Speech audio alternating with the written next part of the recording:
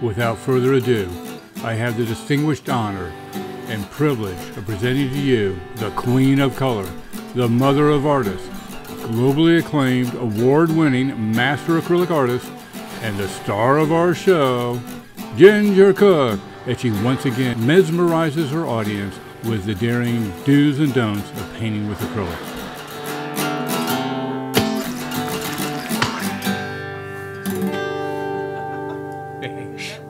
No, we can't talk yet. Now you can talk. Now we can talk. We can talk now. Hi, everybody. This is Ginger Cook, and you guys remember Daniel Elliott? You know my. You know. I always hated that when people did. You know. I'm gonna roll here with it. Can you keep your hate thoughts to yourself for just a second, John? Because we're trying to introduce Daniel Elliott. Yes, ma'am. Thought that I'm flowing through here. Daniel Elliott is a world famous oil painting artist, but also is magnificent with acrylics, and he's our guest artist today, and he's going to do a ocean sunset painting for us. How cool is that? Just on a fly. He's going to make it up as he goes, and you guys are going to Daniel and I paint completely differently than we paint acrylics, so you're going to see a different way to paint something. And remember, when you're learning your own handwriting of art, when you're learning your own painting, try as many different brushstrokes as you can to sort of get your hang of what you want to do. And something Daniel does tonight may resonate with you. We're also going to have a contest, not really a contest, but a giveaway at the end of the show. Daniel has offered to do a 6x8 free painting for our live viewers only. And he's going to do something like this, see, on this little free thing. And so we'll give you the code word for that. And, Daniel's art goes for like megabucks. So this was very generous of him. Anybody that wants one of his little pieces of art, that's a huge deal. So anyway, looking forward to that. And we're just going to start by thanking our moderators. Who's here, John? I see Wendy, Kim Sim, and Judy. Hi, Judy, Kim Sim, and Wendy. What your moderators do is that they help us find your questions. Daniel is like the walking encyclopedia of all things art materials. So if you have a question about anything like that, Daniel knows all. For many years he was the manager of Jerry's Artorama. He just recently retired from them to work and pursue his own art career full time, which is really brave and bold. And we're glad that he did, so that anyway he has a little time back to come with us. So remember, if you have a question for Daniel, get them ready in the wings. You want to use we're moving our microphone so you can hear us a little better. You want to be sure to type your questions in bold capital letters so that we see them, and we'll try to get them answered. And also at the remember, your chat will stay up, but at the end of the show, if there's something that didn't get answered, you can always add it to the comments, that you can do when you open up the video after it's processed. And Daniel will probably be checking this video out and will answer any comments you make to him. So feel free, if you're watching this later and you still have a question, it's a good chance that Daniel will be watching, looking at that and still answering questions, because we're gonna, we've got him to do all this for free. Why not that too, right? That's right. Just all right. So there's our that's fun. I feel like a cat. Whoop, whoop. Let's see if that works. The fans will let us know. All right. So Daniel's using tonight. He's using a 9x12 canvas. And it's already got some colors on it, just some leftover reds and yellows and stuff that you guys have probably seen. If you've been to the Tech Bear on YouTube, John has shown you how to do these underpaintings, and that's what we do with our leftover paint when we're all done, is we cover canvases. So he's just sort of, he picked this one and thought he'd like it. The colors that he's got picked tonight are magenta, phthalo blue, cad yellow, medium, white, raw umber, and yellow oxide. And I don't know if I would even try to follow along. Why don't you just watch him and just really enjoy it? So go ahead and get started, Daniel. Right. You have anything you want to say to our group? No, I'm just glad to be back, and I'm glad to be semi-retired and just doing my art. Well, Daniel, we already have a question for you, Daniel. Yeah? What's that? Are you going to start your own YouTube channel, or do you already have one? I do not have one, and I don't know if I'm going to do a YouTube channel or not. I may just guest appear here because it's a lot of fun, and John's a lot more technical than I am. Well, we're always happy to have him as as a guest artist, and I think that's really cool, right? Oh, absolutely. I love coming on. Life was very busy when I was running a retail store, so now I've got a little more time on my hands. So yeah, I'm glad to be... he was always busy, and plus Daniel had an hour drive down to the store every morning, and horrible Houston traffic, and then on the way home. So it's a wonder, Then he takes care of one of his parents who's older and disabled. Right. Daniel takes care of a disabled parent and that kind of thing. And incidentally, that's a nice. Anyway, we appreciate it very much, and if that you guys are watching, and do you have a Facebook page? I do. Artist Daniel Elliott. I also have my website is artistdanielelliott.com. So friend Daniel on his Facebook page, right? You guys be sure to do that and write him. I think that's nice. It's just you never know. Sometimes it's a small world. 7 degrees of separation, people. That's right. It's amazing what what can happen when one word of mouth leads to another. There's painting sales, all kinds of stuff. So you just don't know. Really, he has paint will travel. That's right. I was just in Massachusetts a couple weeks ago and got to do a little bit of painting while I was there. Well, your kids just graduated from, one of them just graduated from high school, right? Yep, my oldest just graduated high school, and my youngest is heading off to private school next year. So very, very excited and nervous about that one. Why are you nervous? It's more than most universities. His tuition is crazy. And you set that up before you retired, did you? Yes, yes. His stepfather actually works there, and so we get a break. Thank God. Yeah. It's but it is one of the top schools in the country, so I'm very excited for him, and just absolutely blown away by the school. I got to check the grounds and look at all the buildings. What is the name of the school? Can you say it? It's called the Groton School. The Groton School? What city is that in? It's in Groton, Massachusetts. Bless you, John. Well, thank you. Well, people are going to want to know that. That's the questions that are going to come up. They're going to go, and wow, so they go, what, from kindergarten to high school, or just high school? Oh, no, it's just high school. It's a 4-year high school, and he's chosen... I mean, he got accepted to one of the hardest schools there is, and so it's a wonderful place, absolutely wonderful. Very, what did you lucky. Just mix here? This color, by the way, if people are going to want to know that. I mixed a little bit of phthalo blue and a little bit of the raw umber. Okay. And so we have a couple of questions. If I could just interrupt you just for a moment. Surely. What is your favorite thing to paint? My favorite thing to paint. Oh, I don't have a favorite, but I would say I love painting skies more than most things. Okay, that would work. And how do you spell your last name? Are you 2 T's or 1 T? 2 T's. I thought so. So let's 2 get L's the spelling. and 2 T's? D-A-N-I, let's spell the whole thing. D-A-N what? I-E-L. Uh-huh. E-L-L-I-O-T-T. Aha, okay, everybody's got that, right? I thought it was a pair of T's, so. Yep, nope, 2 L's, 2 T's. And what are you painting today? I will be doing some kind of big sky in this general vicinity here, and it'll be around sunset-y because, well, this was the pre-done background that I selected, and I'm thinking this will be some water maybe, and some stuff. We'll figure it out. It's kind of fun to play.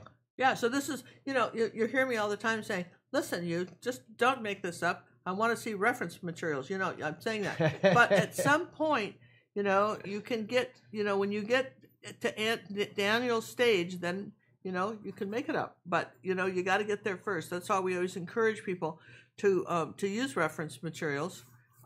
And because most people don't have enough details in their mind to really understand the lights and darks and painting design. It's like doing a symphony. This difference between, making your stuff up is a little bit the difference between, say, singing a cover song and being one of the Beatles. Absolutely. And, the thing that people need to understand when I'm making things up off the top of my head is I have painted from reference for 30 years, I've seen a lot of photos of things, and I've been places, and so playing with light and dark, they're basic fundamentals that we all need to learn, and the best way to learn it, reference. You need source material. Always need source material. Mine just is now all full of nonsense in my head. Yeah, he's got it in his head, you know. I mean, and that's the thing. I mean, sometimes you'll see me make something up too, and you'll see that with our 10-minute painting. So I'll just make it up. But you know, I'm doing something small. I'm not, you know. But again, I have all kinds of stuff I can do in my head. But if somebody said, by the way, I need a wonderful new painting of a jet airplane, you know, man, the photos would come out because I've never painted one. I have no idea, you know. Just Absolutely. I've flown in a few, but I didn't pay a lot of attention, you know. And that's the thing. It's writers are always told to write what they know, but artists, you can't always paint what you know, but you can learn enough about it to paint it. How's that? Exactly. Well, and the first rule of art is paint what you see, not what you know. So you're supposed to paint what you see. I just see all sorts of random stuff in my brain. Okay, that's good I should probably see a neurologist. Daniel, what is your favorite brushes? Favorite brushes, clean ones. Ooh, good answer. Clean ones. Preferably new brushes. Those are actually my favorites of all, but as long as they're clean, I'm happy. If I'm working in acrylics, though, I always do love synthetics. A nice medium stiff synthetic is perfect. So, and we've been showing the ruby satin silver brushes, for years, because that's the synthetic for me that I like the most, and Daniel certainly likes those too. Well, that's all you're doing. That's pretty much, I love those, and I found those years ago, and there's the ruby satin silver line, the Bristol line from the Silver Brush Company, and then of course my daughter Cinnamon actually had some brushes designed for acrylics that are called the Art Sherpa brushes, and she has different levels of them, and her professional grade of those brushes are awesome too. So I tell people, if they're since you no longer work for Jerry's, I can say this. I tell people, I wouldn't say this if you were still working for them, but I would say that my favorite place to buy brushes is from these guys out of California. They're called the Brush Guys, and they started their own company. There's two of them, and there's these two guys that the title.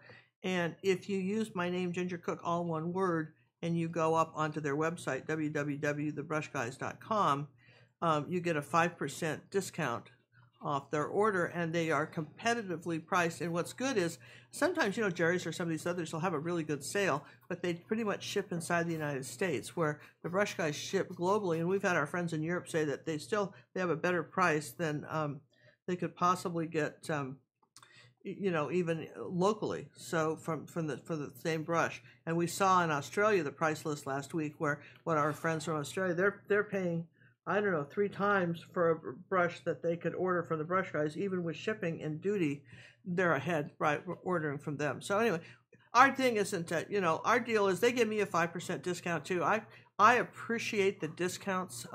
I was, back when Daniel worked at Jerry's and I was working there, I used to get discounts there too. And anytime anybody gives me a discount, I'd like to talk to you about it. And if they're going to give you a discount, that's good. Right now, we don't get any discounts from any paint. We don't have any paint stores where we get discounts. Though we heard that Matisse is coming out with a zinc white.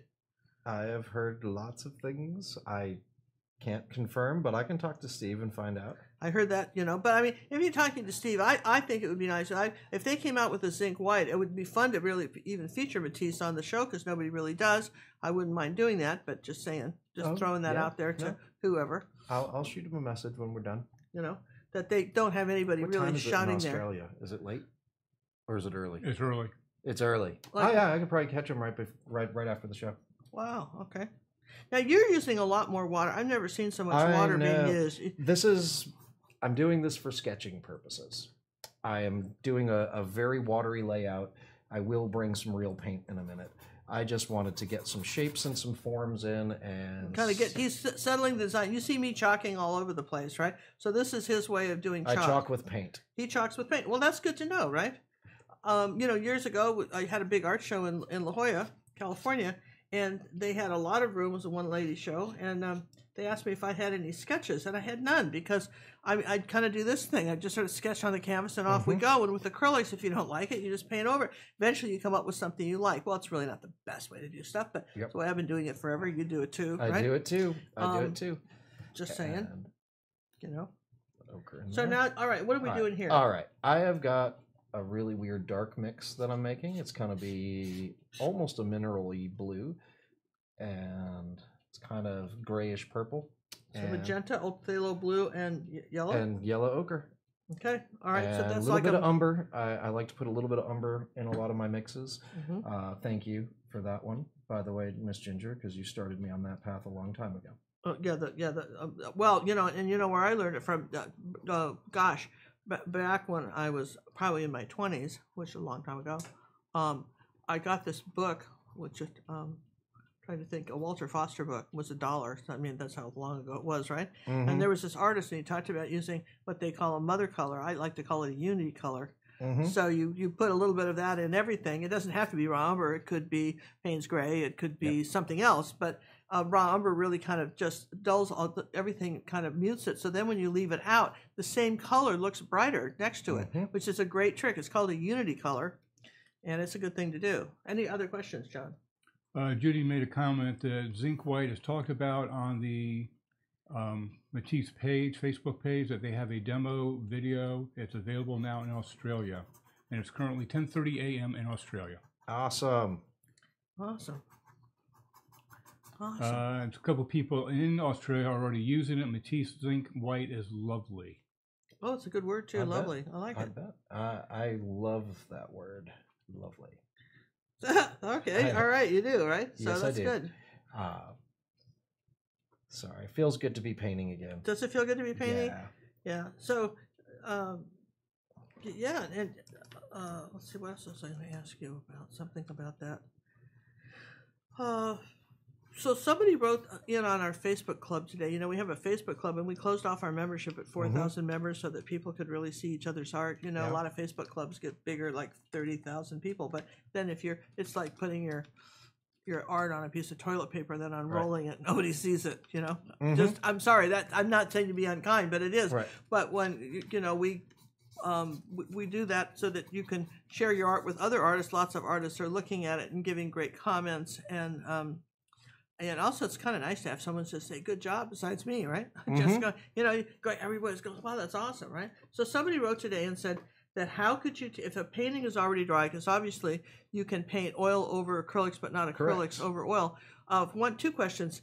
If you found an old painting, maybe a nice big canvas, and it was oil, it was really old, and you decided to paint acrylics over it, what would happen? Eventually, the acrylics would peel off. It's... acrylics will not bond to the oil. It would probably, I mean, it would hold up fine for at least probably half a generation. But slowly over time, you know, I always look at it as the odds are that's your masterpiece, and that's the one that you're going to want to keep, so don't do it. Okay, so I'm at a garage sale now, and I'm looking at canvases, and I found something, and I'm going to buy it, and I'm not sure if it's an oil or acrylic. What's my best way to tell if it's an oil or acrylic? You know, give me a second, because I can't think of, with acrylics, acetone test. If you put a little bit of acetone, like nail polish remover with acetone, on a rag and just sort of do that, its solvent properties will lift the acrylic, but it won't lift the oil. It's a it's a mild solvent. That's cool. Yeah, so you can acetone scratch test it, and that'll fix things. Don't let them people see you do it on a handkerchief, kind of sneak it behind your back. Don't start getting out nail polish remover and upsetting the garage sale people, because they might chase you off, and then you won't get the big canvas, right? It's a really easy way to know if it's a fake, though. Right off the bat, if you want to know if it's a fake oil painting, rub a little bit of acetone on it. It'll come. If it's acrylic, you'll have a rag that's got little bits of color. I don't know if you can see that, but just like that. Okay, that's a good one. Yeah, it's. Is it possible to mix the raw umber shade, or is that a color you have to buy? To mix a raw umber? No, that's an actual pigment. So no, you can mix a brown all day long, but the actual raw umber it's actually raw. It's umber. actually translucent. It's a translucent pigment. It's really cool. Years ago, back when Cinnamon was a kid, I bought this kit. I don't know, what, some hobby store or something, art store. This was almost before art stores. It was so long ago, you know. Before, you know, just really.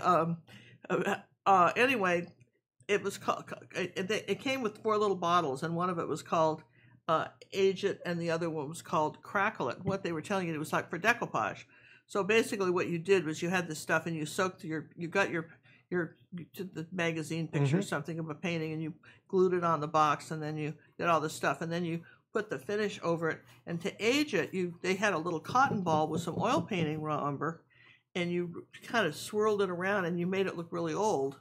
And then you put the crackle stuff on it, and then it made it look really, really like an old thing. It was a trick. I've never seen. They still can still get crackle. Do you ever use that stuff, crackle, for acrylics? I've used it, and it's not my favorite of all the mediums. Okay, it's not my favorite. For some, it's process oriented. It's a 2-step process, and again, I find it easier just to paint. If I want something to look aged, I just paint it aged, and I play with pastes. So all right. So what is your favorite medium if you're for acrylic artist? What do you like? My favorite medium is going to be glazing, and it keeps the acrylic wetter just a little bit longer, just a little bit, and it's really nice and thin, and it's not very viscous. So basically, it just glides. So this is what we're using today from Golden Satin Glazing Liquid, right? And so that's what, I put that out for him. That's really nice. Particularly, people have written us and said, they live in climates where it's so hot, the fan's running and the air conditioner's sucking up air. It's so cold, and the heater's sucking up all the your acrylics evaporate, and it's evaporating the water out of your acrylics faster than you can paint. It's basically what's happening in your climate-controlled house, and with all its fans and heaters and all that stuff.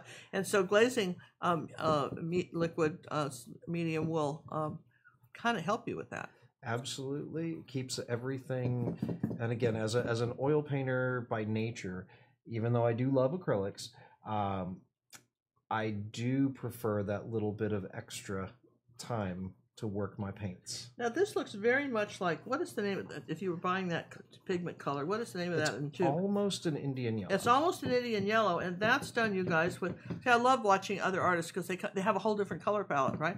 So cad yellow medium and magenta, he's got this Indian yellow color, which I always mean to buy Indian yellow, and I never do. So isn't that good? See, it's an easy mix. It's a really light and easy mix. It'll be semi-transparent, because the cadmium is opaque, and the quinacridone magenta is going to be very transparent, and so I find it's wonderful in layering different areas. And what type of varnish is best when you finish your acrylic painting with oils? Well, it's an oil painting, so you'd need an oil-appropriate varnish. Personally, my favorite is called Gamvar by Gamblin. So why do you like that? Why do you like Gamvar? Gamvar is light and bright. It dries quickly, and it's one of the only ones out there that you can varnish a little bit earlier than your 6-month waiting period. Like how much earlier? A lot earlier. 3 months.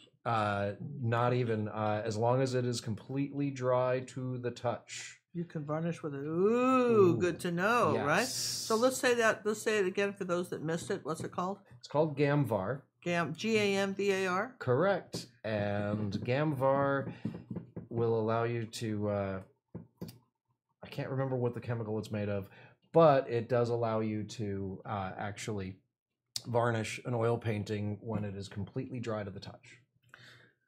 Okay, so and I know that I know you like the Michael Harding oil paints, but they're the top of the most expensive ones, and they're gorgeous. Yes. But now, if somebody was just starting out to try to buy a few, what would you tell them to buy? Gamblin.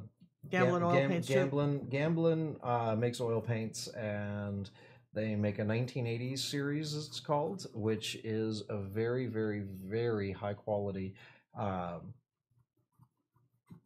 value professional paint. A lot of color in the color, great consistency. I prefer Gamblin to most. And then if you have the opportunity, one by one, just upgrade to Michael Harding, and then you'll never want to use anything else. It's the best stuff on it. And Michael Harding is making oil paints the way they were done 200 years ago, and they're all handmade oils. They're really something. They're really something. I've seen some of Daniel's work with them. They're extraordinary. But again, that's I mean, since that's your main thing right now. Yep. And and for acrylics, are you pretty much a Matisse fan? What's your Matisse is my absolute favorite of all time. I do love Golden. Golden is a wonderful company, and they make a wonderful product, but there's something about Matisse's paints that I don't know if it's more pigment saturation or if it's the grind of the pigment, but there is something in there that I prefer more than anybody. But sometimes we artists, we're very much like the princess and the pea. We notice things. I don't like the way some paints feel on my brush. I know that seems really strange, but some paints just don't feel right, and others do. And so let's talk about what brush he was using. This is a silver brush by Bristol. It's a number 10 bright. In case anybody wants to know. Again, these are really good brushes. They're the next grade up from the Ruby Satin silvers, the red ones. Yep. Okay, really nice. And next, I go back to my Ruby Satin number 10. Okay, a bright brush. Okay, so those are the ones he's using. So it's just sort of a combination of those two. Any other questions, John? Yes. Will glazing liquid let you do wet on wet? Yes. It's actually sort of what I'm doing right now. We're really buffering bad again today. Okay. Well, I'm sorry about that. Listen, while Daniel's painting a few clouds, I want to just tell you guys some exciting news that we've got from our Art Academy. We've had, over the years, the biggest thing that hinders people from making very successful acrylic paintings is they don't know how to do the brush strokes. Either they're not sure about the equipment, they tackle paintings that are way too hard. It's like learning to play the piano, and if you could get Happy Birthday done well, you'd be happy, and they're trying Mozart and then feel like somehow that they've failed. So what John and I have put together, people have asked us forever, we finally put together, this is the most exciting thing. You can own this. It's a complete section of videos, and we are calling it Back to Basics Series 1, the complete painting acrylic tutorials, okay? So there's over 8 hours and 28 minutes of videos. Some are, overall introduction, some brush strokes, some are like 13 minutes long. It's broken up into chapters. So you can spend 15 minutes and try something like a simple cone, a simple ball, how to do clouds, varnishing, even how to wash your brush, just all that stuff. If you know someone that's starting off with acrylics, you've got a young person in mind. I mean, this is something you download. It's not part of the Academy. It's separate. You download it. You own it forever. Back to Basics Series 1. We also included some bonus ones that you've seen here on YouTube. Besides all the, the ones that we refilmed for this, we included a bunch of the ones because you really can't download any of our YouTube lessons. And who knows, YouTube's here and gone tomorrow. You just don't know. So you could own Adventures in Buying Green, Blue, Red, and Yellow. We have all those. The art supply list, how to mix spring greens, which was another really good one. How to mix acrylic paint and color mixing, and then 10 acrylic varnishing mistakes you should avoid. These were a few of the free ones we had on YouTube that we included. I said just put them in the video anyway, because in this video set, because you can own those then, and that's in your library. You want to refer to that, you can just go back. I can't remember what she said about varnishing and that kind of thing. So you can now, this is ready to purchase and download. Academy. Not ready yet. No? Next couple of days. Next couple of days. I just have to finish it up. Yeah, he's finishing this up, and it's going to be $49.95, right? And for over 8 hours and 28 minutes. Currently, there's 21 videos in there. There's currently 21 videos, and if we see something else, we may throw that in. We have some full-length ones on on painting things too. Certain things that we wanted you to be able to paint, and honestly, if you master this, and then you can tackle the other stuff. And remember, Academy members, of course, you get your 20% discount. Okay. No, they're going to be getting 30%. They're going to get Academy members are getting 30% on that, and that means that you have to ask us for the code first. All right. But this is a must set of.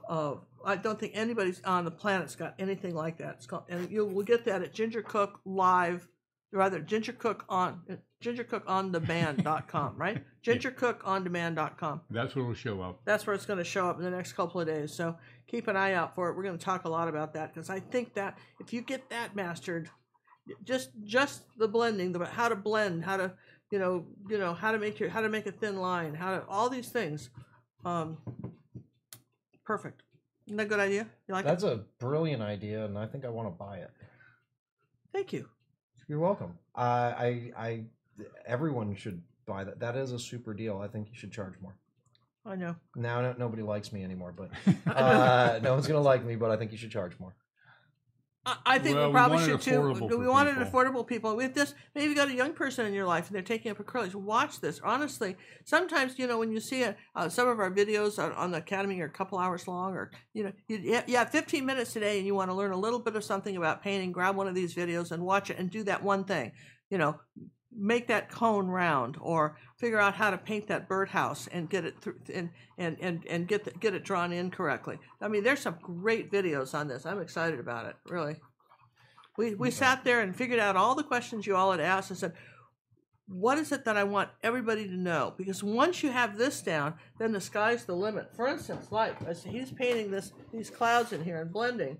Sky's the limit. Our Academy members, I'm going to just show this up here. Can you see this? Is this That's cool? Awesome. This is the lesson that we've got for this week. Every week our Academy members get a new lesson. This is called, what do we call it? Forgotten Door with a Rusty Lock. Forgotten Door with a Rusty Lock. Now, how do you make this look brass? There's no metal in this. I'm going to just put it over your picture for a second. There's no metal in this. There's no metallic paint. These are all, we show you how to make something rust, how to make it look round. But to paint this, if you've got my ball and cylinder, a little bit more to the right, boss. Right? Yeah, boss. If you can paint, learn how to paint this. I show you how to freehand this in. I mean, it's fun. Learning how to do these techniques opens a whole new world up for you. Anyway, there you go. So that's Academy members. Look for that later on in the week. Why are some paints curdled looking? Well, acrylic paints do expire. They do have an expiration date, and so it could be that they're starting to separate the binder. It could be that they evaporation, a little bit of the water that's contained inside might have evaporated. Because it's chemistry, the pigments are a powder, then you've got your plastic solids, and then you've got water, and that's what's in the tube. And so it does happen from time to time. Kind of like have you ever made hollandaise sauce? And if you screw around with it, they always tell you, have you guys ever made hollandaise sauce? And you've got and you've got to keep stirring it, and then it can all separate. It's not that different, is it? It can start separating on you. Also, the freezing doesn't help it either, does it? It's all an emulsion. So, and that's exactly what an emulsion is. So, it's really easy to see that happen. You definitely don't want to freeze the water that's in your paints. You do not want to freeze it. Here's a comment from Canada. I wish art stores in Canada would sell Matisse paint. Daniel, why won't they? Well, or why don't they? That's a good question for the company that handles the distribution of Matisse. I'm not sure. I really don't know, but it would be worth, if you go to Derivan Matisse online, you can shoot them that question, and I'm certain they'll get back to you, because I love Matisse paints, and I think they should be everywhere. I know, for instance, that when my daughter lived in Canada, for instance, Cinnamon and John lived up there for about a year, and they're up toward Vancouver and Coquitlam, British Columbia. Okay, her husband had a job up there working for a video game company, and so I was constantly trying to send her things, and sometimes it would make it through customs and sometimes not, and then they would come to the house and they would open whatever I had sent her and charge her duty on it. it's a tricky thing with this duty business between countries, you know, and trade deals change all the time, right? Mm-hmm. And it's very expensive to set up a distribution system, particularly if you don't think that next week is still going to hold, you know? Right. Because that, and you and I know that that's not, you know, it would be nice. It would be nice. It's probably easier to sell it in Mexico. Oh, I'm sure it is. I'm sure it's probably easier to sell it just about everywhere else. And that, you know, and we'd like to, you know, that'd be nice to change. Finally, what they did, you know, just is got a P.O. box on the other side of the border. Mm-hmm. And everything, drive across, and that's where everything went. But I mean, and then also I would buy things from, they had an Amazon Canada, and I could buy something from Amazon had already taken care of it. Amazon knows they should, whoever's selling that paint should talk to Amazon and see how they're getting to it, because Amazon obviously has figured it out, and but maybe Matisse should sell on Amazon. Who knows? What we have these ideas, we'll tell them. Yeah. No, you know what absolutely. I mean? Because I mean, Amazon has figured it out. It's one more for my Messenger app. You know, I'm just saying that, you know, because that's true. I mean, though they had a much smaller catalog of things. I mean, I live on Amazon. Incidentally, yes. I want to just say something here. Can I say something? Surely. Sure. Okay. So my daughter, it's her birthday, July 1st. Just throwing that out there. She won't tell you. Don't tell anybody though. Let's keep it a big secret. Yeah, it's her birthday, July 1st. You know, I just figure you guys would want to know that. She you know, as you get older, you kind of keep these things under wraps, right? But that's her birthday. July 1st. July 1st. I believe that's Sunday? Yeah. Okay. Hey, we have a comment here from an Australian member, Maria. Yes. I live close to Matisse. I sent them an email suggesting to sponsor Ginger and may enforce a suggestion from Daniel's phone call. Well, see, they want us to do them. They do. Well, I will give Steve a call. I will give Steve a call. Currently, you know, most of the other YouTube artists, and I will say this, most of them all have paint companies where they're getting a paint and canvas from, and we have not done any of that. You know, we have not done any of that, but we're it would be nice to do. I did a Liquitex demo for the CAD red medium for that. Mm-hmm. You know, the different reds, and did a little demo on that, and that was interesting, you know. Does Daniel have an acrylic painting channel? Daniel? No, I don't have a channel. Oh, Daniel, we're going to have to get you a channel, buddy. You know, we should get you an oil painting channel, darling. That could be fun. It could be fun. Maybe we could figure out a way. Can we figure out a way to film that over here, John? Yeah, he just has to bring his oils over. You know, maybe we could film on some. We could work out some sort of deal and film it on your. But now, one thing he would have to do is explain what he's doing like you do. Yeah. So he paints, and he doesn't explain. Well, I've been talking. That's my fault too. I'm sorry. You. All right. More explaining. Well, right. You know, it's been a while. I have not been on Ginger's show in nine months, 10 months. It's been a while. A lot of changes. So. Let me just get back to what I'm doing here, and I'll try and remember. I'll try. Well, I'm going to keep interrupting you because we get more questions coming in. No, that's all right. Keep it going. Is he using titanium zinc or mixing? Titanium. Titanium. And he's getting it thin because he's using the glazing medium to thin it. Now, would you say, this is a question I have for you, because a lot of times people cannot get zinc white. This is what, zinc white or mixing white. If they add glazing medium to titanium, is that the same effect? Similar effect. Zinc is a slightly brighter white, actually, than titanium, and it makes a wonderful mixing color. It'll really brighten up your color without reducing any of the chroma or the overall pop of the color. But at least in oil paints, zinc has been known to crack. And so there's question as to there's a debate, an ongoing debate on how much is too much zinc. And so as an oil painter, I use very little. I use it in a few mixes only. And all right, for clouds, let me get back to. I'm so sorry. I totally forgot that I'm just painting and enjoying myself. I totally forgot. when I go to do a cloud, I load about a quarter, one little bit of the corner of the brush, and I make a little circular motion, and that's how I make my edges and make some of my planes. Clouds are always faceted, and so by kind of going around in a circle and then brushing it out, it starts to look wispy, and it starts to kind of feather out just a little bit and shows a little bit of the transparency. And I love the direction. I love the direction you've got going in here. That's really nice. Yeah. And at some point, I'll throw in some stronger pops and make this look like popcorn in the sky. But I generally like to do everything on the more transparent side at first and slowly build the opacity. That way I can play with the shapes all along the way, and it just, sometimes they look farther away, sometimes they look closer, and again, I'm making this up as I go along, so it is... Holy moly, I'm sorry. Somebody just looked up the Amazon Canadian price for a 75 milliliter tube of CAD red is $86.12. Sorry, I'm not sure about that. Yeah, I can't blame you there. Yeah. What does Daniel think about water-soluble oils? I hate them. I hate them. I hate them. I hate them.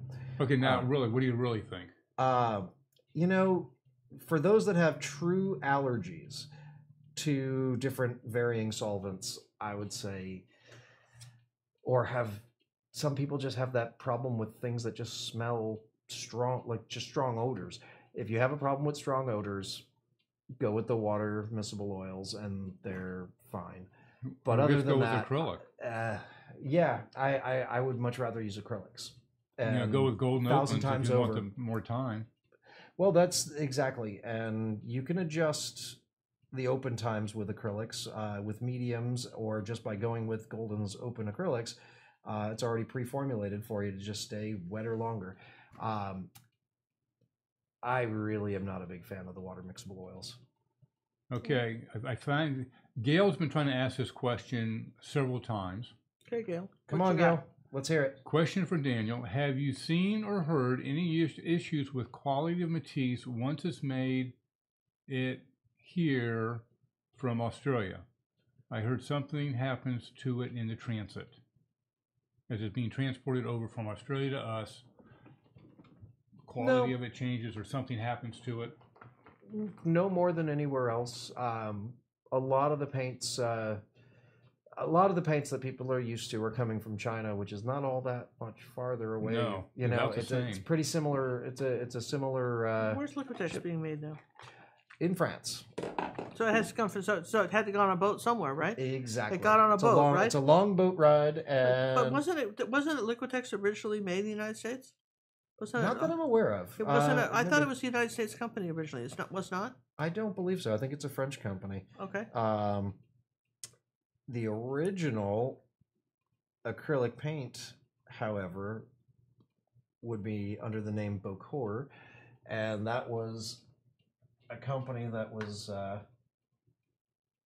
put out a solvent-based acrylic, and that was the first to market acrylic that I'm aware of. Oh. And the person whose uncle owned it, his name was Sam, and after the water mixable or the water soluble acrylics started hitting the market, Sam came out of retirement to form Golden paints. Wow, I didn't know that. So that was his project. So Sam Golden was the first commercially available, but it was under the name Bocor because that was his uncle's company, and they were called Magna solvent-based acrylics. And yes, if anyone finds an actual viable tube of Magna acrylic paint, I want it. Email me. I will buy it. I'm dying for it. So what? What is it you want so badly?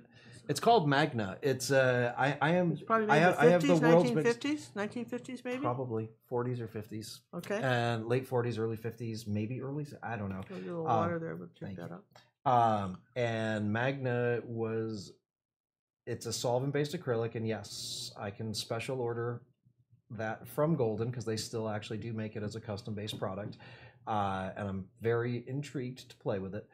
But there's something about that history of paint that I'm a huge nerd. I am an absolute nerd. And so I actually have a couple of tubes of the Beaucourt Bellini oil paints that I've collected, that I've found at different auctions and things. And I'll stop at estate sales and look at the ancient crusty paint box and see if there's any kind of hidden treasures. So does any of this old stuff have any real value? None whatsoever. Okay, it's just history. valuable to Daniel. Yeah, right? well, to anyone that likes their history.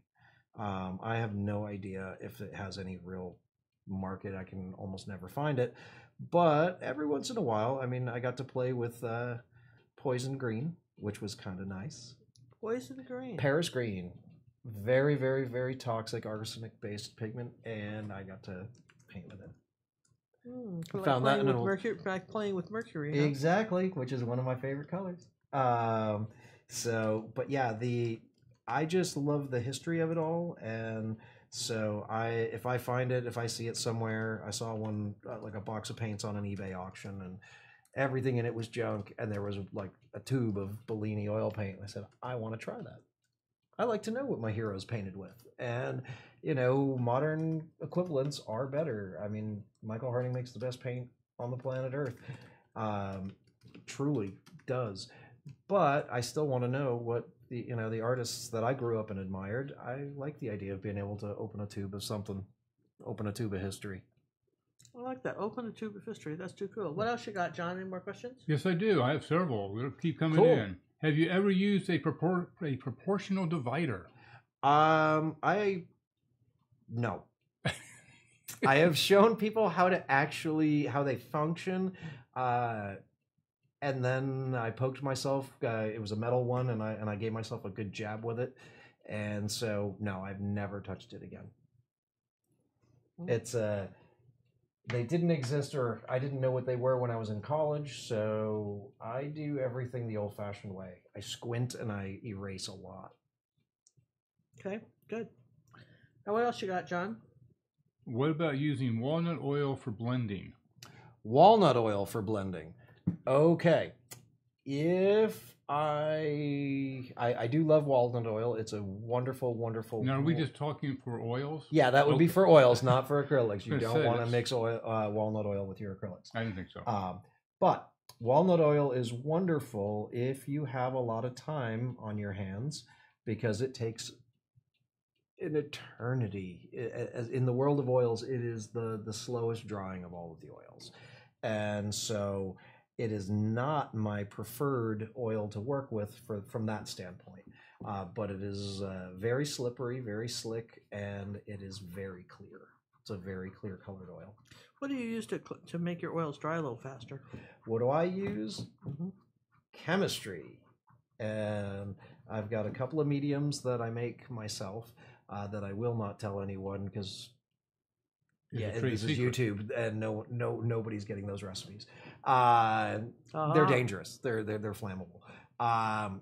And somebody will make it and smoke a cigarette, and then there'll be an obituary, because some of them are kind of caustic. Are you still smoking? I don't talk about that. Okay. Basically, a little bit of magenta has to go into this thing. I'm losing it. When I'm trying to dry my oils, I use, and I have a whole pile. Lost my whole train of thought. Well, he was so worried about you. We're so worried about you catching on fire, right? Yeah, exactly. To dry my oils, I actually use the pigments.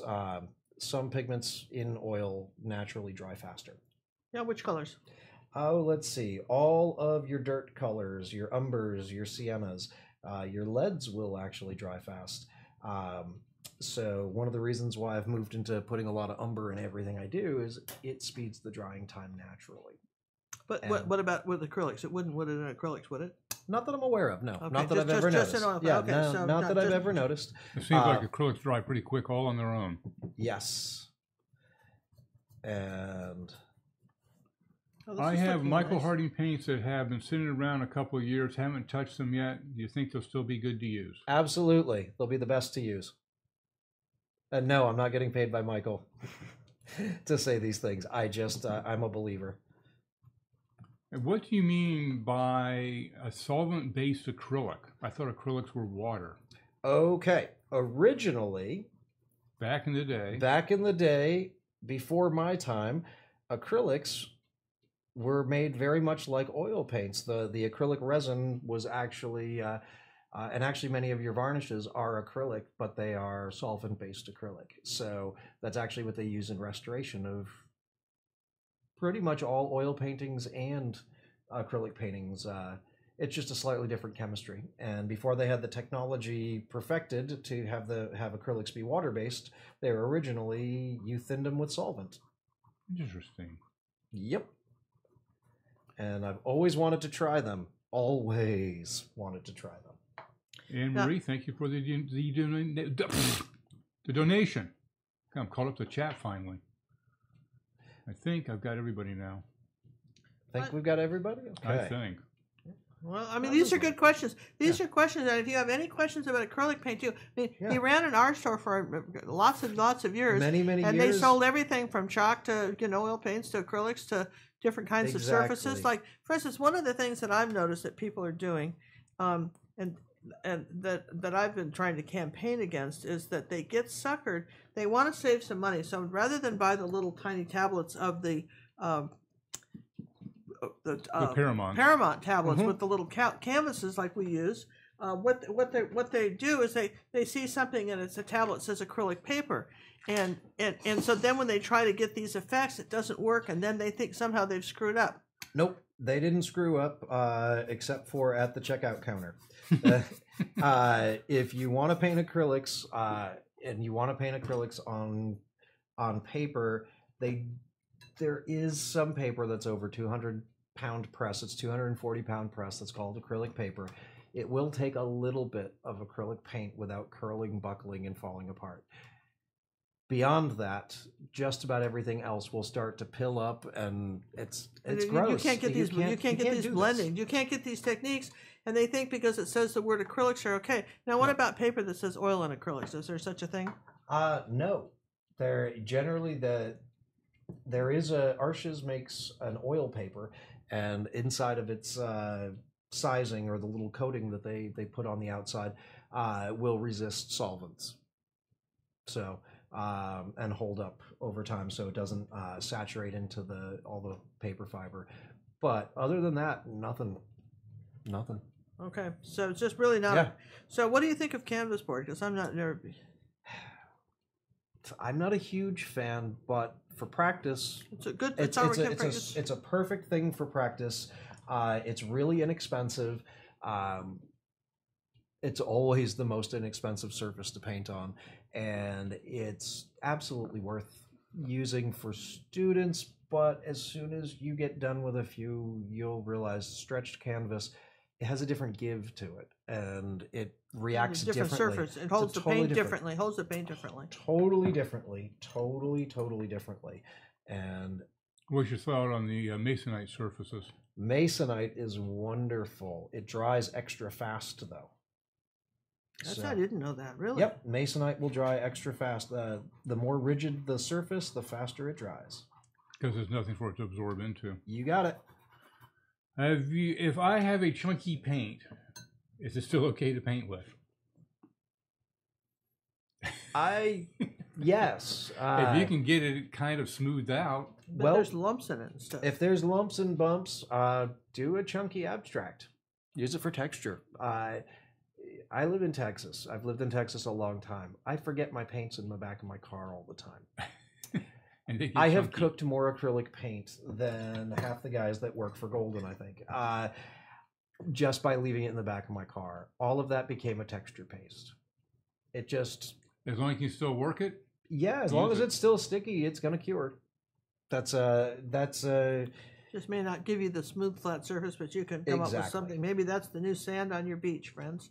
Exactly. Maybe that's the new sand on your beach. That's the way I'm a waste not, want not kind of person. And so when I have paints that separate, or if I have paints that are almost unusable because of any reason, I find a way.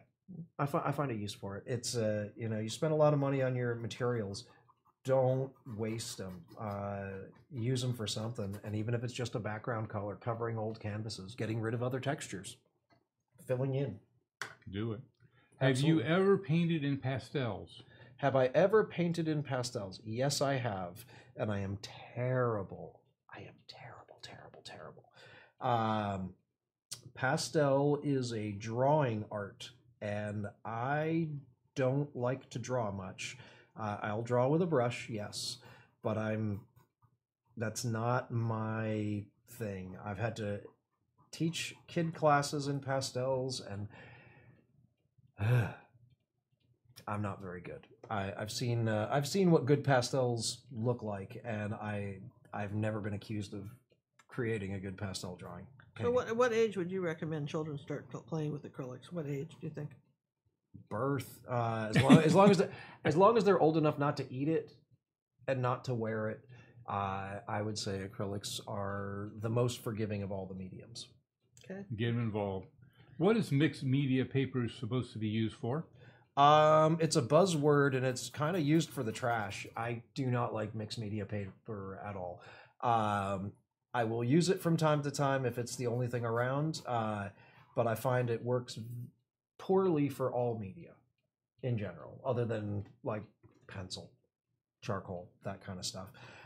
It's usually 90 pounds. If you can find a mixed media paper that's at least 140 pounds, you got a shot at it actually working out for you. And I want to point out that he's not talking about how much something weighs. It actually says that somewhere. It's not like 140 pounds, right? That's not like the tablet actually weighs 140 pounds. It's not what he's talking about, you guys. Just a ream or something. It's like thread count on sheets, right? It's based on how much does the ream weigh. So if a ream of, say, 500 sheets is, I think it's 500. If the ream weighs 140 pounds, that means it's 140 pound paper. Yeah. 300 pound, et cetera, et cetera. Well, you learn something all the time here. Yep. I didn't know that. I never knew how they came up with those crazy numbers. That's interesting. Yep. Okay, here's a question a little off the wall. Yes. I went to Montana on vacation and saw bear grass. What's the best way to paint them? That's what the question says. Have you ever heard of bear grass? No. Do you think that's a typo of some type? Do you think there was bears in the grass? I don't know. It sounds like a weed. Yeah, it does. It really does actually sound like a weed. That may be a Google question. Ask that afterwards, and I will look it up and see if I can give you an idea. Because I don't know what it is. So I don't know what bear grass is. We'll have to look that up. Ginger, here's a question for Ginger. Oh, good. Boy. Oh, going. Okay. Have you learned anything from Daniel that you will add to your painting style? Absolutely. What I learned is I have never mixed Indian yellow using magenta and cad yellow medium to get that Indian yellow color. It's a gorgeous color. That's a gorgeous color, and you bet that'll be added to my palette. I love that. So, yeah, absolutely. That's the one thing is that, years ago when Cinnamon was in college, she went to this junior college, Tomball Junior College, and they were going to cancel the art class because there weren't enough people. And I got 3 of my friends, and because we live in the district, we could go for like a couple $100 a piece. I said, and someone said, but you're a professional artist. Where are you going? I said, because the kid isn't going to miss out on her art class because they're saying there isn't enough people. I'm going to get some people to go up there because you can learn something from every artist. I mean, every artist can teach you something. Listen, some artists are so funny. They never want to share what they know, but everybody's got something you can learn. So anyway, Bonnie Newman was the artist that was up there that was teaching that class. And I learned how to stretch a canvas from her. that's huge. I mean, knowing how to do that. Since then, I have done videos on how to stretch a canvas. At one point, before YouTube, they got in sort of a war with the lady I made this video with years ago. So she took it down. I had almost 1 million views on on how to stretch a fine art canvas. I still have that on our on my channel too, but I learned that from Bonnie Newman, right? And then how many professors and people taught others, right, how to do that? This is the kind of thing that you, and then also the other thing I learned from this artist was something, hand me that tape there, right there, was artist tape. That I'd never heard of that before I took that class. And so sometimes I think what happens was when you get, some artists, they get a little snotty. They get to the point where they think they know it all and they can't learn anything else. I can't believe they do. They get a little snotty. Never. More guys than women. Never, They get a little never. snotty. And honestly, you need to just be like a vacuum cleaner. What you doing? How did you do that? Right? I like to go around the art show when we were I was at a big art expo in Las Vegas a few years ago. And there were these artists that had this wonderful sort of surfboard shellac look on their artwork. And I went around asking everybody what they were using. And one guy finally told me, right? But but different resins. But, there's an art to it, no pun intended, but there's a trick to using that stuff. But it was interesting is that they're going to guard the stuff. We're showing, there's no, look, you're going to paint, whatever I show you to paint, you're going to put your own interpretation of it. You're going to do it. I'm happy to share, Daniel's happy to share what he knows, because we don't take anything away from ourselves by sharing it with you. We expand the universe. Absolutely. Yeah. Well, like with that? some I things, like Daniel's not going to share his secret formulas for drying. No. No. No. But that's for your safety. That's for your safety. That is for your safety. That is a safety tip. That is a safety tip. But if you had to buy something, what could you buy if you were going to buy something that people sell? Okay. There's a company called Winsor & Newton that makes a product called Liquin. If you're going to want your paints to dry very quickly, use a drop, tiniest little bit per pile, and that's all you need is a little Only bit of for liquid. oil paints, though, not For oil paints, not for acrylic paints. I have no idea what that would do to acrylics. I might have to try that next time. I'll bring some of my toys and we'll mix them with your toys. Next time Daniel has, we'll bring some toys and so forth. So how long, if for instance, I want to paint some oils over my acrylics, how dry do my acrylics have to be? I would let them cure a few weeks. Interesting, friends. A few weeks, really? Yes, a few so if weeks I think minimum. my acrylics are dry, they're not really dry? It takes a long time, and someone is going to be smarter than I am and say, months.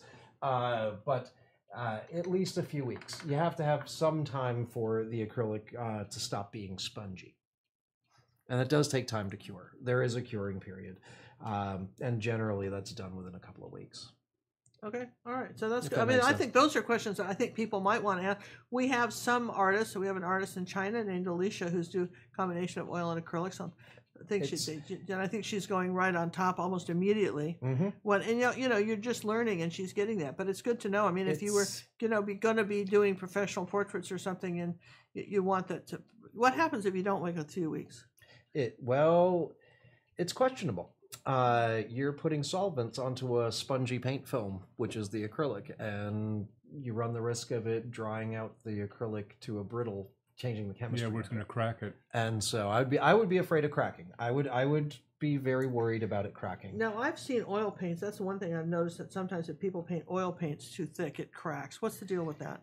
It's less about the thick. There's one rule of art, and there's really only one rule of art. It's called fat over lean, and that applies to oil painting. And in oil painting, it has to do with the content, the amount of oil that's in a particular layer of paint. And so if you think of it in the way the oil paint layers chemically bind together, if you have a layer that is very lean, it's good. It tends to dry faster, and it polymerizes. It basically, oil paints turn from liquid to solid through a chemical reaction.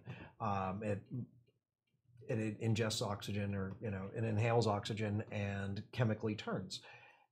Acrylics exhale the water, and it leaves behind the solids. And so with oil paints, there's a lot more movement of your paint film. And so your fattier layers, thicker layers, more oily layers, if you will, those fatty layers move an awful lot. So if you were to put those moving layers underneath something that's going to dry very quickly, there's going to be a lot of movement under that paint film. It's going to increase the chance of cracking.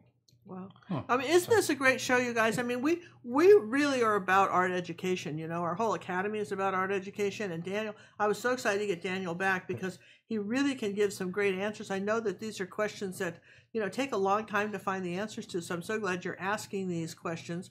How are we doing on time, John? What's on? Oh, we're fine. I know. I'm just going to say, you know, just want to make sure that we still You've have only an been on audience. an hour. We've only been on it for an hour. You know, if you could, you know, I figure if we keep the show around 2, we'd still have our giveaway. If you guys are all still with us to get Daniel's giveaway painting, we might, I don't know where you are with wrapping your painting up in the next, say, 30 minutes. But I'll be done in about 30 minutes. Okay, so Daniel will be done about 30 minutes. You guys, you know, and he's now adding a little bit of blue to his clouds. You've noticed that the blue went on top of the magenta color after the magenta had dried. He started fooling around down here to let all that dry. So that's kind of a good thing. Thank you. Thank you for actually explaining where I should be. No, it's all right. Well, we're asking other questions. We're asking other questions. This is like a YouTube channel with training wheels, you know? Yeah. Because you're just telling people what I'm doing. I love this. Thank you, Ginger. Well, I mean, I don't mind. Make it a lot easier on me. Well, I mean, yeah, you know, it sounds like, have no idea. It'd be have like you a ever golf- seen a one of golf those announcer. nature shows where they're going, and now the Yes. hen is creeping through the brush, and he will tap slightly on the rock to get the female attention, and then the narrators are whispering practically, and you know, explaining what everything's doing. So I'm kind of like that narrator that's You're going, a and now commentator. he's whispering. And here's the other Absolutely. thing too. We talked about clouds. One of the things we have, I'm going to plug us again. I'm sorry, you guys. We got to plug again in our video that we have on our newest video series, downloadable. In case you missed this, it's going to be available this week to own forever and have over 18 downloadable lessons. One of them there's is 21. on 2 different cloud videos. It's on how to do clouds, and I explain how to paint clouds in this Back to Basics Series 1. All right, and again, we have over 18 hours of 8 hours. 8 hours rather of 23 minutes of a little Mrs. Magoo here. Remember that? 8 hours of videos and broken down into small sections so that you can look a little at a time. You own those forever, and we talk about, you know, painting clouds, and you notice the bottoms of his clouds are where the wind's shear is shearing them off kind of flat at the bottom. I think there's a tendency for people when they're painting clouds, you go back to maybe Little Bo Peep, and they're kind of fluffy all the way around like a cotton ball, and that's not Like yeah, they do clouds like that, you know, and then they wonder why they don't look like right. Yeah. Daniel, Yes. do you prep your stretch canvas before painting, or you just slap it on? Do you like the extra tooth on the canvas? You know, it depends on the canvas itself. That's going to be the canvases. next question. What's your favorite canvas? My favorite canvas.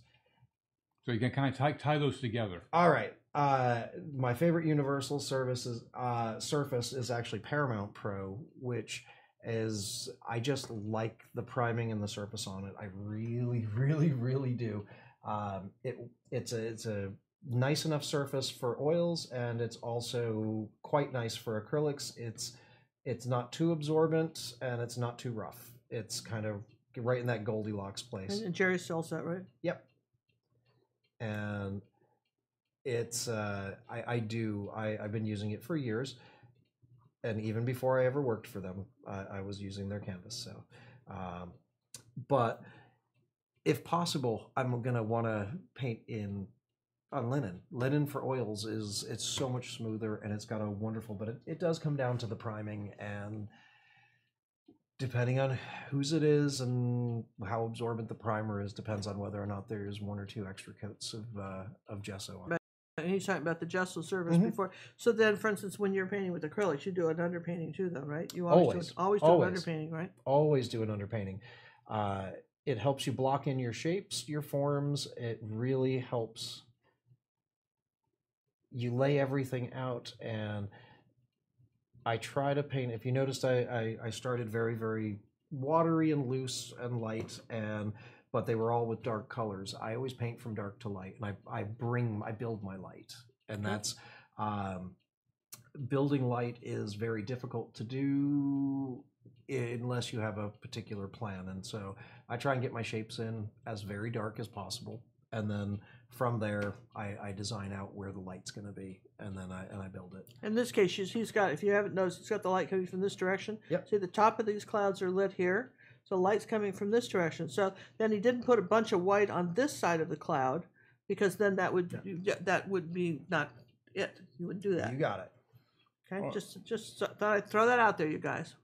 Are raw sienna, burnt sienna, and raw umber in, I don't know what that word is, in color, or I guess are they, I don't know. They're not the same. Raw sienna is sort of a I think they're asking if they're transparent or if they're opaques.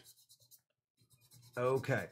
Your raw sienna is usually semi-opaque to opaque.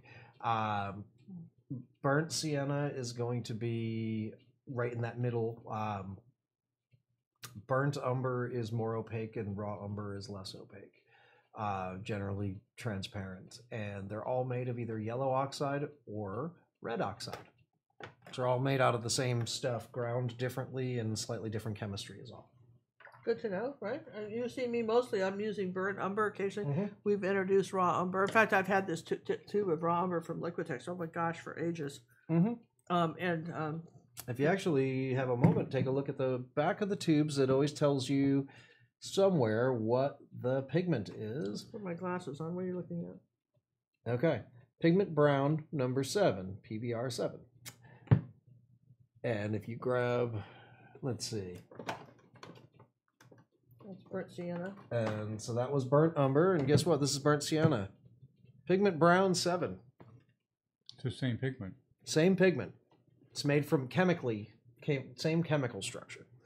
But there are a lot of things happen to that pigment along the way to go from completely transparent to so what right happens with a lot of times people buy the student grade paint, they're not getting the colors, nothing's sticking. What would you tell people about that student grade paint? Student grade paint. It is generally the cheapest, and I don't mean that in a bad way. It is less expensive pigments, but it's not always going to mix right. It's would you bake a cake with Splenda instead of sugar? It's not the same ingredients. You can compensate, but it's unfair that the world works this way, because student grade paints actually, they're slightly less pigment load, but some of the pigments are wonderful and they're the same pigments. You'll find a lot of really great pigments in your student grade paints, just not in the right saturations. When you find a cadmium hue, that's usually a form of naphthol. And naphthol is a great color. It is a wonderful pigment, but it just happens to be slightly brighter and higher chroma, and it doesn't mix the same as cadmium does, because they're made of two different things. Well, there you go. What do you think of paint pour paintings and using Floetrol for a medium? Okay. Is that how you say it? Floetrol. Floetrol. Okay. Floetrol is an industrial product. It's made really for like house paints, which are latex based, and you can use them a little bit. Pouring paint is a lot of fun. It's a lot of fun, but some of the additives that people are using are really not good for the ultimate life of the paint film, such as silicone. Don't do it. It's bad. You're adding oil and acrylic together. That is that's bad chemistry right there. And so dirty pours, it's fun. If you enjoy it, it's fun. Go ahead and do it. If I was running an art gallery, there would not be a single dirty pour allowed in the building. I'm not a fan of the end result, but it is kind of fun to do. I prefer everyone actually manually make their art, and that's something that there's a lot to be said for it. It's a popular flavor of the day, but as long as you're making cells and doing things with alcohol as opposed to silicone and trying to work within the rules of like nature and the universe, then I would say you'd be all right. What about painting on MDF boards? Okay, medium density fiber board is wonderful. That's what most of your wood panels are made of. That's also what's underneath all of those little canvas panels. If you're going to work on MDF, you want to make sure that you seal it with, Golden makes a product called GAC 100. Oh, GAC 100. You got it. GAC 100, and that will keep the oils and other weird stuff that they put inside of inside of those MDF boards, because it's basically a bunch of glues and a bunch of sawdust and other things all pressed together with a nice smooth surface. It should hold up, but you got to seal it. And a trick I learned years ago working with MDF was, as soon as I'm done priming everything, the first thing I do is I take crazy glue and I rub it along each of the edges and completely cover those little rough edges, and that helps to hold them, because MDF has the corners like to turn up. And so that's a good trick, you guys. I mean, where else are you going to learn this stuff? I mean, I'm telling you what, I'm bringing you quality information. Absolutely, quality information here. Quality information. I'm telling you what, we're giving you the secrets of the art universe here. Well, here's a question for you. Do you paint canvas before stretching?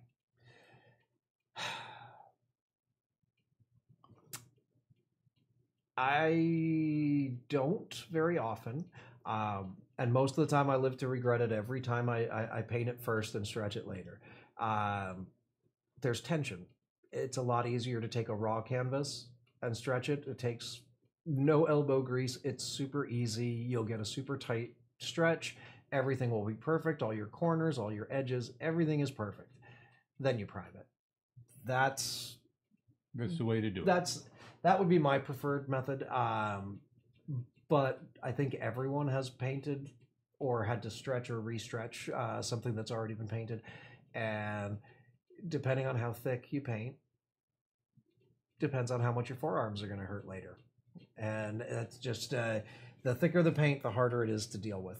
Well, for instance, when my Cinnamon and I went to France, we couldn't take.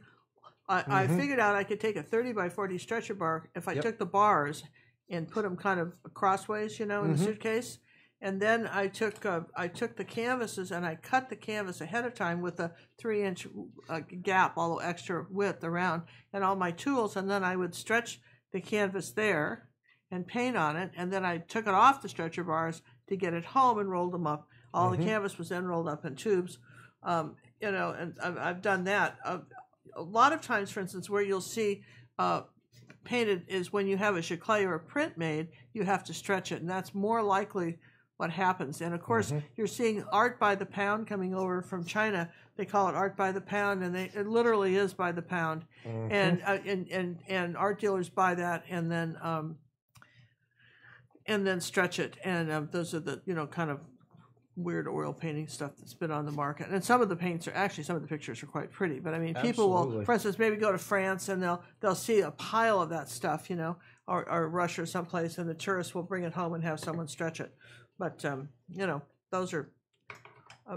Look, you can't. The only reason I would ever say, buy your own stretcher bars. When I had a giclée machine, I was selling giclées. I did a lot of stretching, and also, if you've got an odd size that you want,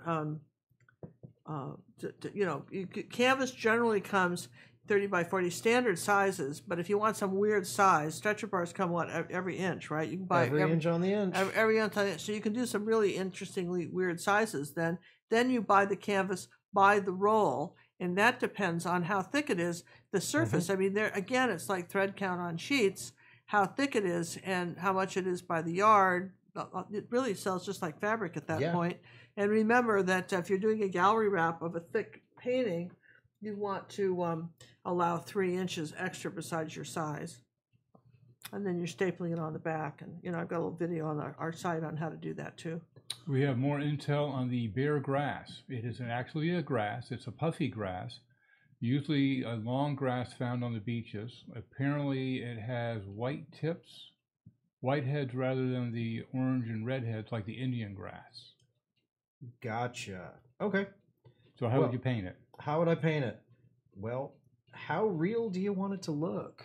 I'm not a big fan of trying to draw every blade of grass. That's insanity to me. What I would do, and I'll just make some of this look like that grass. Oh, see, isn't that fun? This is like as you like it. Really, this is the. There. I would take a knife. Let's see if I can get some in here. I would take a knife and just make. You want some different palette knives? We have some others. What do we got? We got other things. Here we go. Perfect shape. Perfect shape. We got that. I've got some smaller ones here too. I've got one of these too. This is a nice one too. I would just do. You always have to remember where's the light, where's the light, where's the light. And so when you're painting, you're really painting light and dark. And gee, we've heard that before. Yes, you're painting the difference between light and dark. And I am so spoiled as an oil painter. I was expecting that to be totally wet. That's that again. I totally thought that was still going to be there for me. Did you? Really? Yeah, no, I really did. All that, you're just it's so fun. Just watching that going, that's fun. There we go. I'll deepen up this green a little bit and get some of this color in here.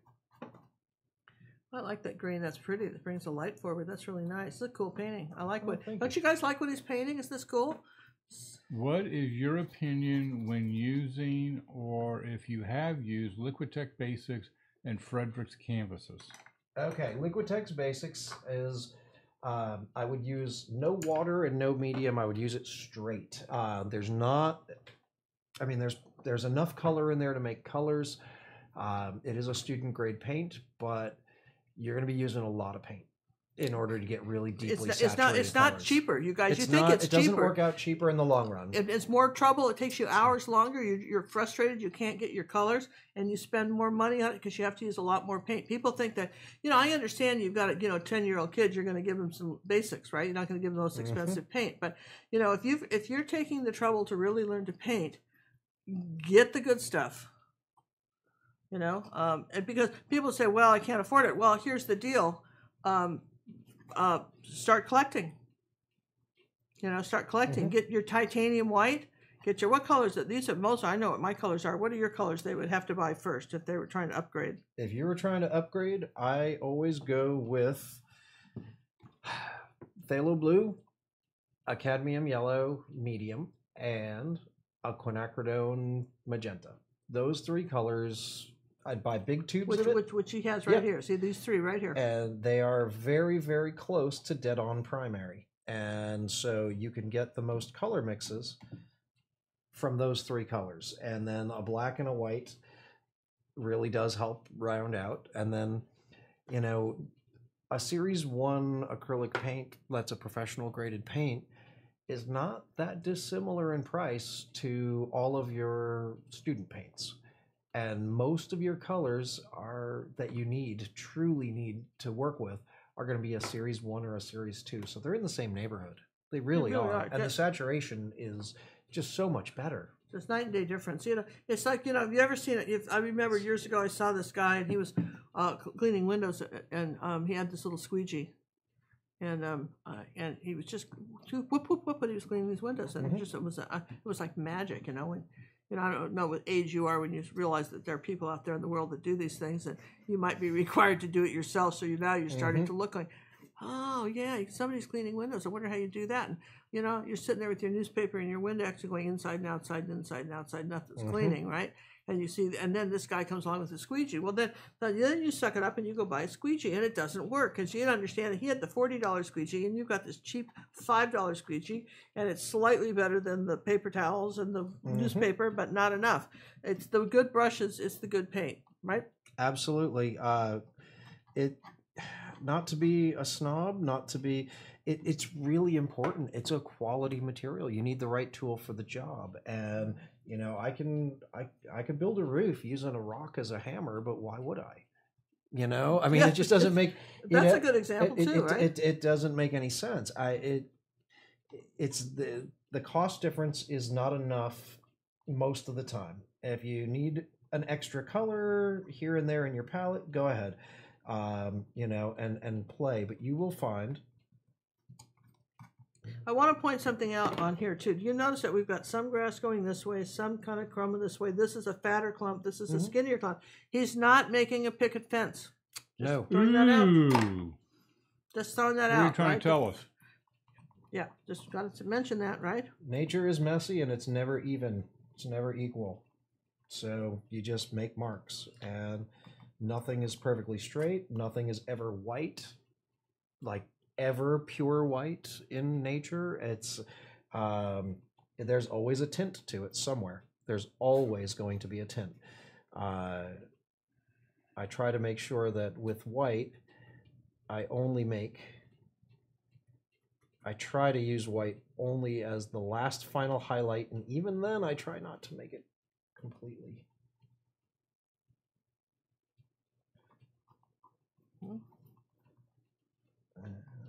Let's get some more of these pull marks in here. I need to remember to bring you one of my brushes. Sure. We like I sharpen the back ends of all of my brushes with pencil sharpeners, so I can just scratch and dig in. It's the weirdest tool, and people do tend to poke themselves in the face with them, but it works. It works really well for scratching and making different weird marks. Well, you know, years ago, you couldn't get, you know, before Bob Ross came on the scene and started talking about palette knives like these, you couldn't buy them, but guys would sit there in their home shop and, you know, shape all kinds of weird palette knife shapes, you know, and, you know, so, you know, I could see where that would be helpful. It's very, very, very helpful. Are acrylics low VOC? Are they low VOC? Yes. What is VOC, please?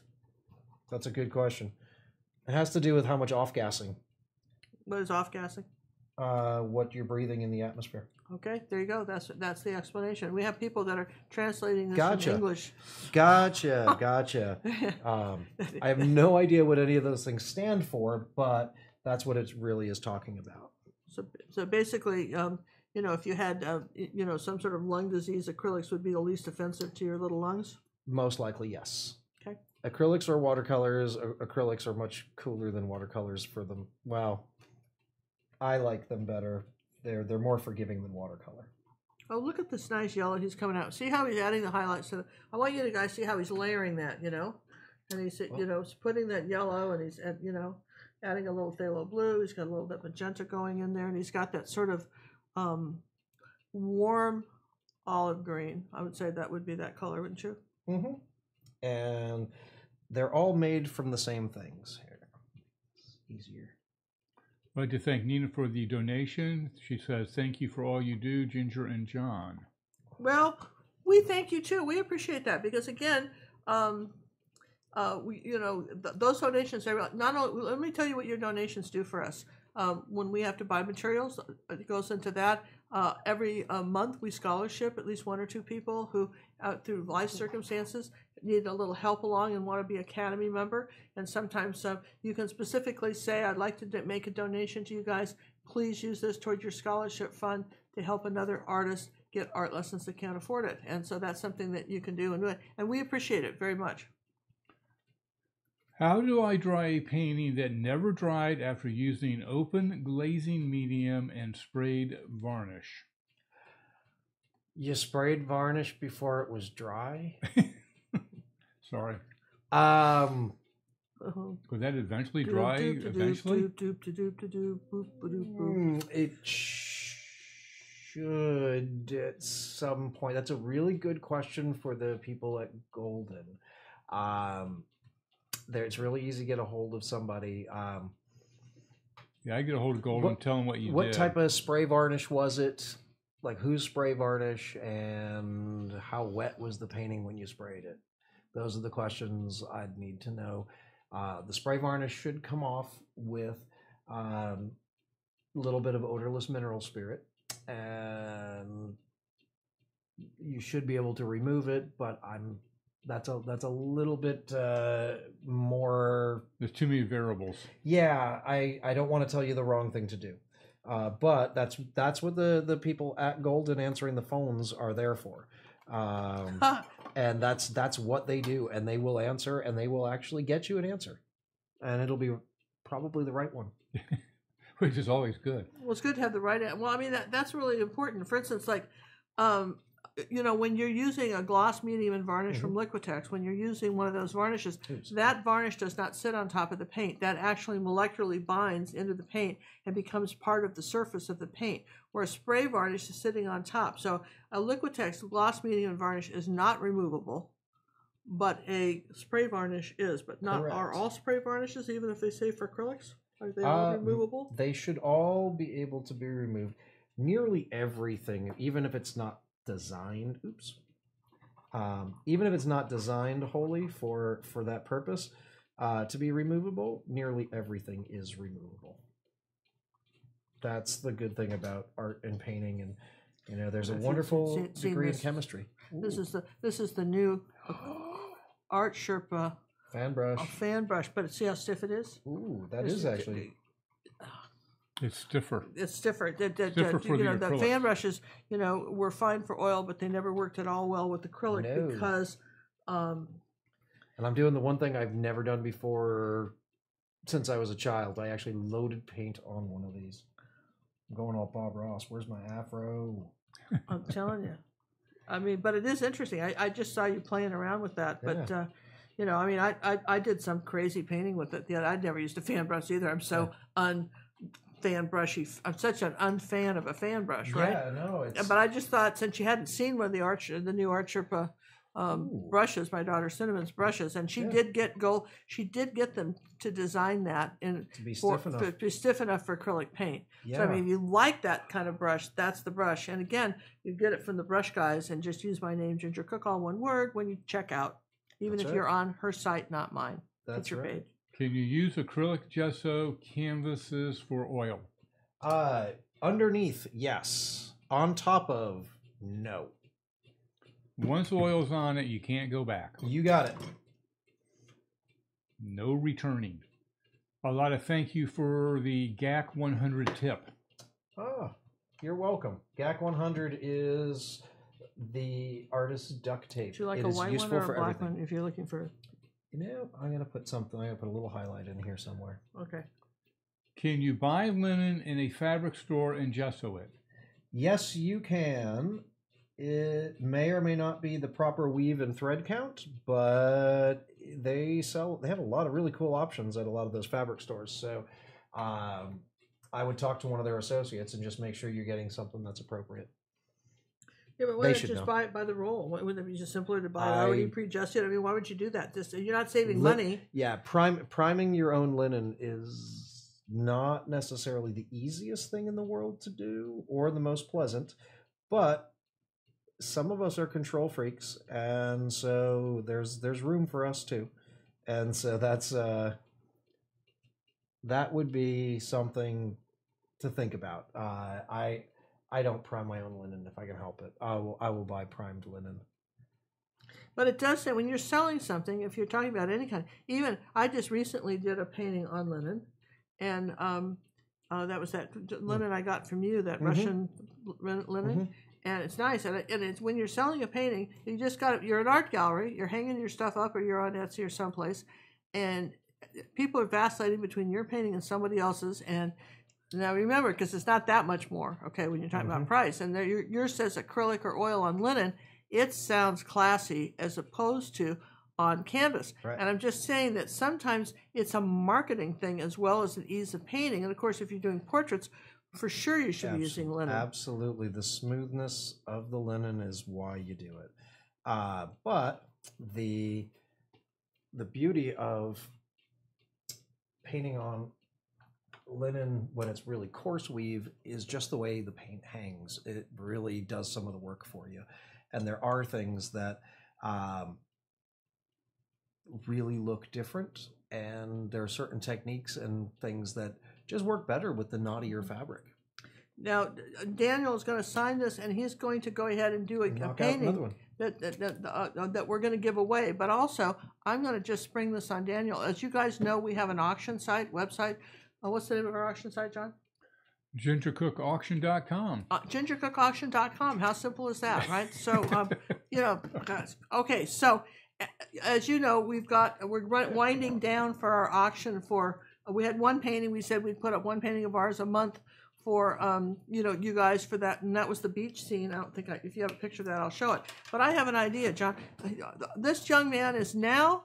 Don't you like that? Now I sound old. This young man. Now I sound old, don't I? This darling artist here is now trying to make a living on his own. So I'm going to suggest that we put this on our auction site, and all the proceeds for auction, if anybody would like to own this original painting by Daniel, and we will give him all the money from the painting on the auction site to keep him in paint, less our auction expenses, but we'll make sure. Now this is the one. This is winding down. This is winding down. That's our auction. You need to either put it under the pallet, over the pallet.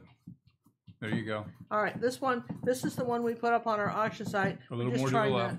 There you go. Right, and our beach sand dunes, and that's ending on Saturday. On Saturday. So if you were thinking about this, you want to go and want to own this, you want to go to Ginger Cook On Demand. No.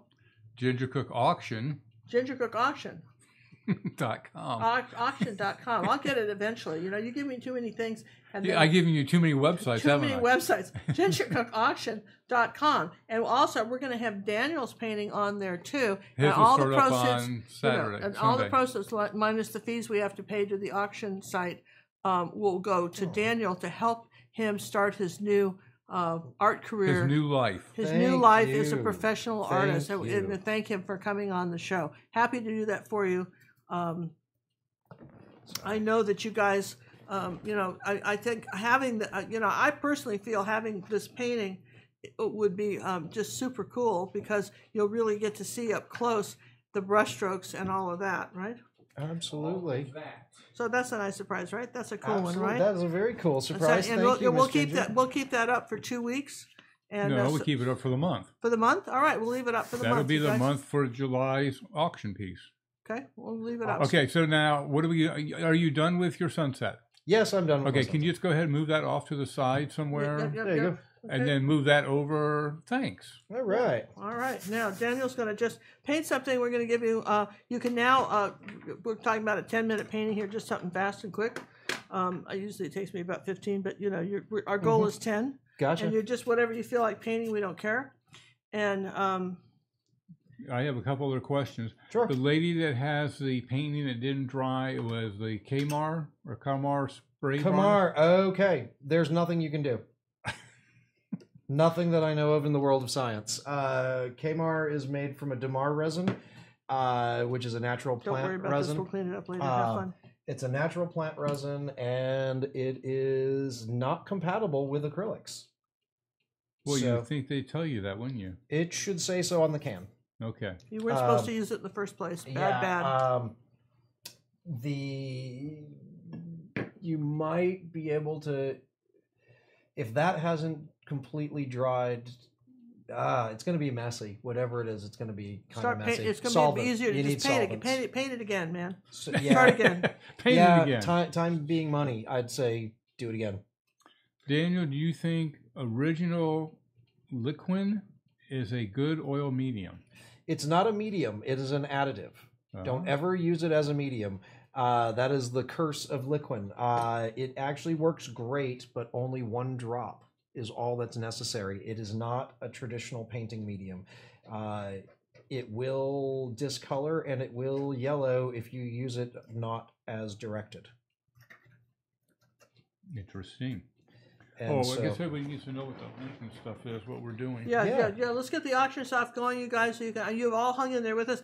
We love to. I hope you're subscribing to our channel. We're going to have Daniel back as a frequent visitor here to our show now that he's a free agent and not traveling around for a while. We'll bring him back a little bit. You might have asked him if he'd like to come back again. Would be the proper host thing to do. Of course, Well, I he would sort of come said back. I just assumed because we're so neat that he'd Oh, want to come on. Because we're just so How wonderful. long have we known each other, Ginger? How Long many time, years? yeah, long time. 8, Daniel 7, 8 Daniel years? has been, when I first started, I'll tell you what, when I first started with the $350 camera and tried to figure out how to do some lessons over the internet, Daniel gave me the paint.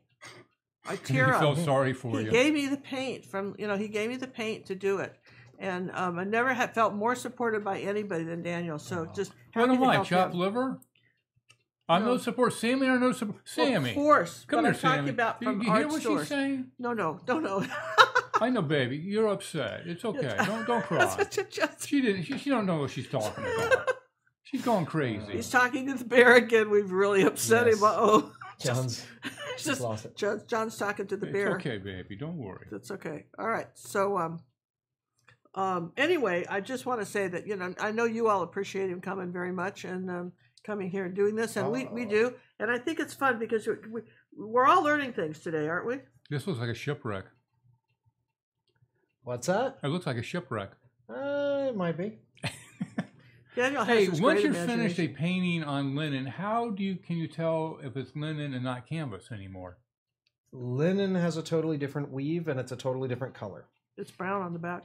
It's completely brown, whereas cotton will look Do you have that linen canvas? kind of we that just did? cream color. Here's that one that and- we did for the village. Yeah, that's right. Right What over was here. it we did? Remember the village piece I just did for Wave and Water and everybody? Oh, that was a great piece. Yeah, that was just last week's lesson. Yeah, but I think it got hung up. Oh, we actually hung it up. Wow. Well, Oh, look at this. I'm loving this. Aren't you guys loving this?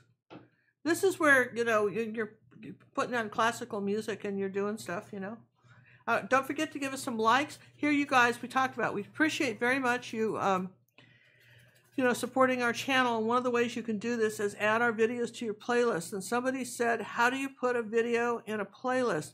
I'm going to have John, you like that? He's out of the room, so I'm going to tell you this now. We're going to tell John to have the Tech Bear make a video on how to add a video to a playlist. And of course, if you have not subscribed to our other channel, the Tech Bear on YouTube, this is where we put all the technical stuff like underpaintings and like how to watch YouTube with the TV. I thought it would be nice if you were to add, if people want to know how to add a playlist on YouTube and put our videos in a playlist. Okay, can you guys see this canvas? This is a no, this they is can't linen. see that canvas. You're not over the camera. Now you can a little Can you bit. see the linen now as opposed to?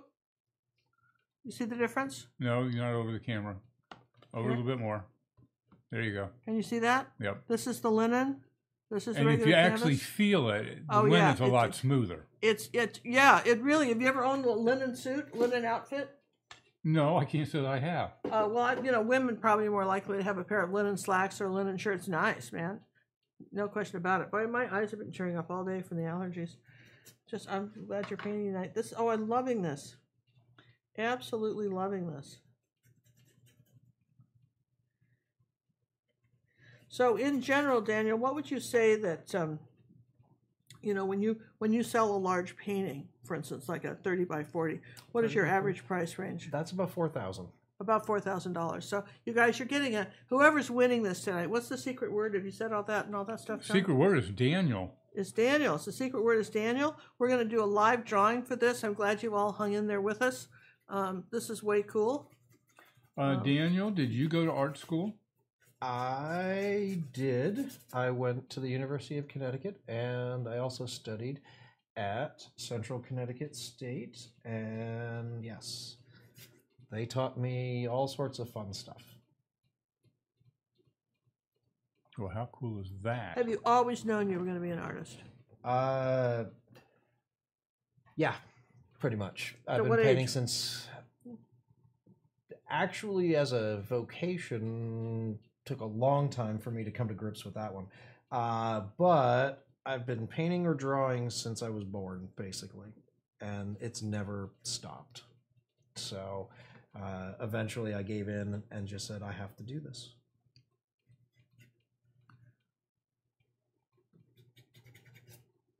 Oh, I love this. Aren't you guys loving this? I'm just saying, are you seeing it come alive in front of your eyes? And this is an imagination. You can't, you can't teach a good idea. You know what I mean? This is just awesome. Can you spray the back of linen the same as canvas to tighten it? I've had mixed results. Really? I've had mixed results. Some linens take it like a champ, and others not quite as well. It's Excuse me a minute. I'm going to do the boarding house reach. I'm just going to put that here. All right. This is. That is the question of the day. No, question of the night. Of the night. Question of the night. Can you spray linen? Because I've never even thought to ask that question. That is a great question. Whoever asked that question that Daniel just answered, you have won either a what have they won, John? A downloadable lesson from Ginger Cook on demand, or a 7-day membership to our art academy at gingercooklive.gallery. Go there, contact us, and tell us what you would like, and feel free to browse our online store. Online store. People always say, what is the advantage of a downloadable lesson? Well, downloadable lessons are nice in that they're on your computer, you have them, and if you're traveling, you don't have to have internet to watch them, right?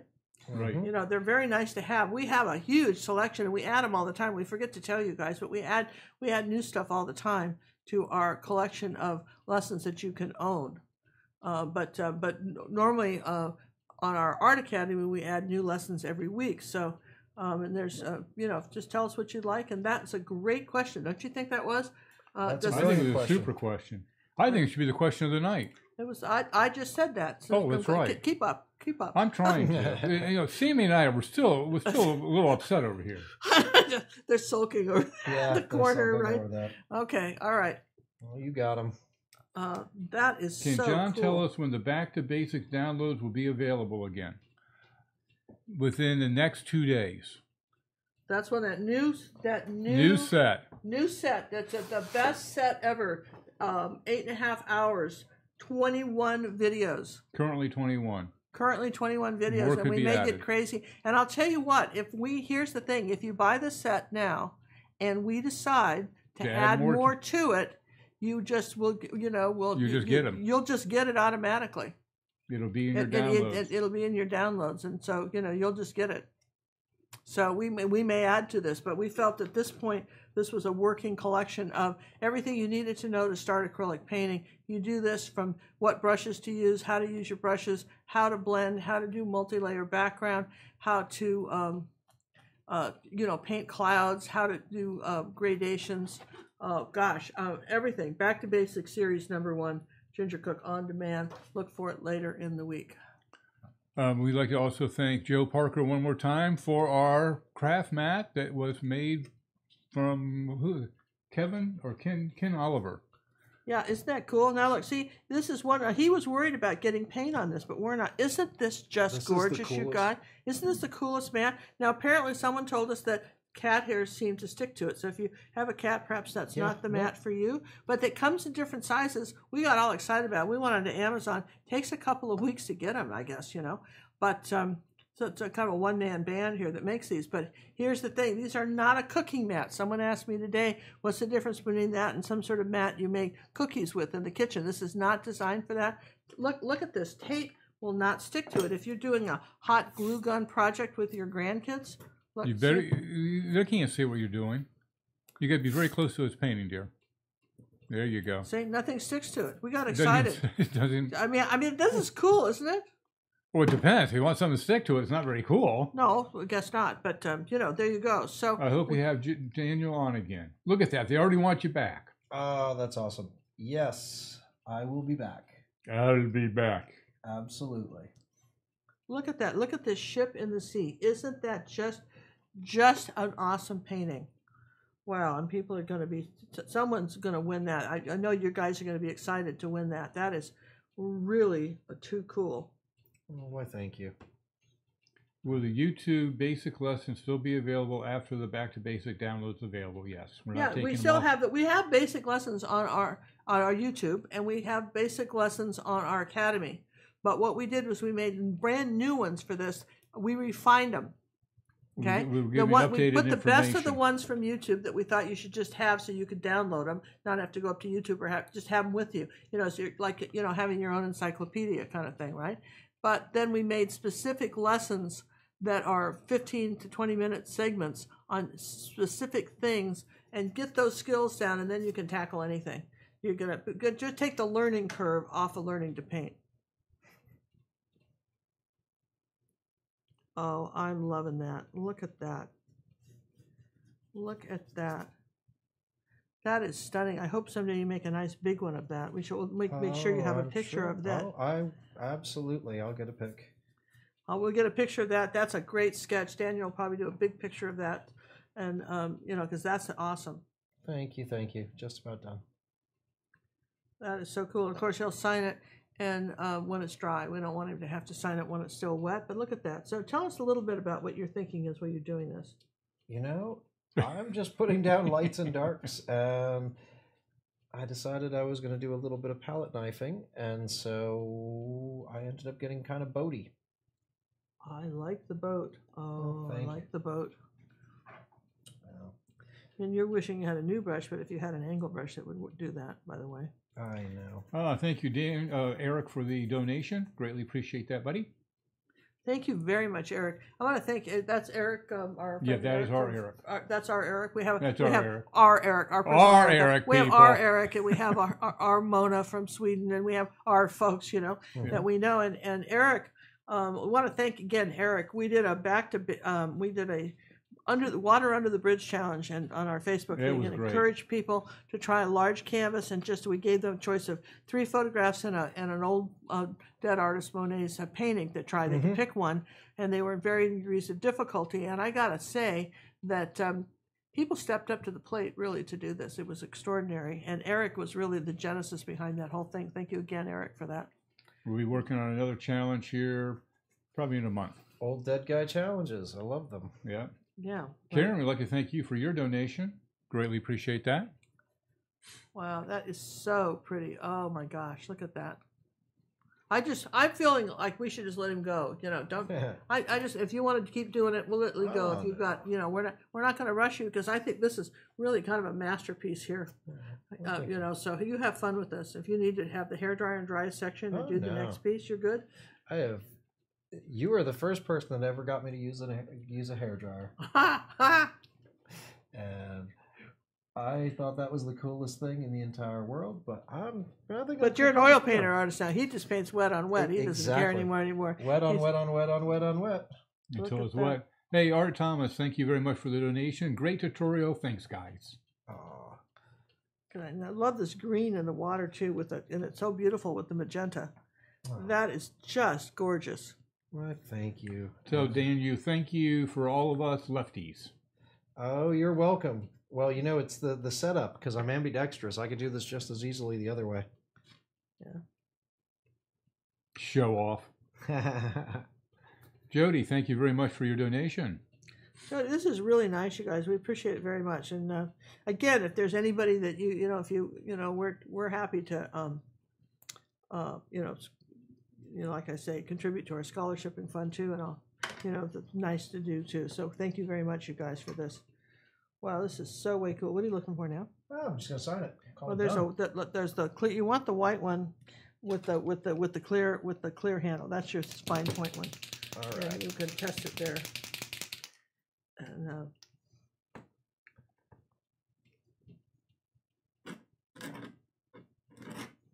Whoa! The signature alone. Yeah. There you go. Here. Oh, you do as she does. I can't help myself. Come on. She can't either. What is with you people? Because these things are fun. They these are, plastic right? markers are awesome. Aren't they the best? I love these things. There we go. Daniel, do you use regular oils or water? No, you don't use the water ones. I don't use the water ones. I use Michael Hardy's. Now look, here, I'm just going to show. Here you go. Here's your tub of towel. I'm sending Daniel home with a tub of these, like himself. I'm so excited for As that. a consolation prize. Awesome. Look, these are non-toxic. They clean up. Look at how that mat cleaned up. Look at that, baby. Your hands. They'll clean your hands. The water would have come off that mat, but we have the tub of towels, so we're using them. But that mat will clean up anything. And, you get it. Oh, look at tonight. Look at this. No paint on the hands. first time You didn't. ever- Well, you weren't painting. No, but that doesn't mean anything. That's right? true because you're right next to the doesn't- palette. I just have to walk near my studio to get paint on me. I know. We talk about Russian roulette, where you're in your good clothes and you're going to stop by a painting, and you think I can be careful. Yep. And I'd like to thank Stalin for the donation as well. Oh, look at this, you guys! That is so gorgeous, isn't it? Daniel, do you ever paint with both hands at the same time? Yes. All right, so this is our let's go ahead and do a drawing for this now, you guys. I think we're closing it off. We're closing it off, guys. How many entries do we have? 240. 240. Okay, you guys, if you haven't, I'm sorry, this is like awesome. This Okay. is like awesome. Yeah, that sounds way cool, doesn't it? Yes, it Just does. go back to the Valley Girl thing from California. I mean, this is one of the things we do on our show. We try doing the live shows, and it's really fun thing to do. But I mean, it's probably very rare for Daniel ever give away one of his paintings. It's very nice of him to do it. But I think we appreciate you guys watching. And if and when Daniel gets his own oil painting channel, we'll be sure to let you guys know. And Yes. who knows, it might even be filmed here. It might.